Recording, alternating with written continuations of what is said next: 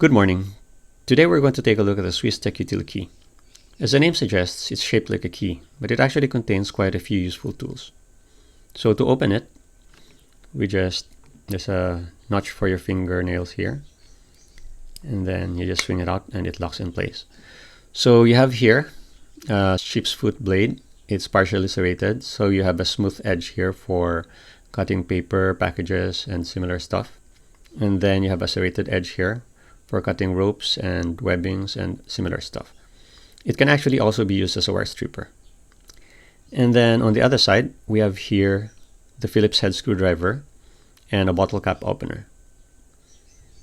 And then if you close it partially, you get access to a flat edge screwdriver and a smaller one here, which also acts as the attachment point for the keychain. So we'll attach it here and then it clicks into place.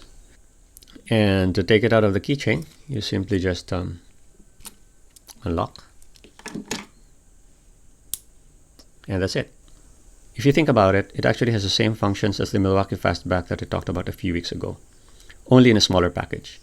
Definitely it's something that you would want to keep in your keychain. Thank you for watching.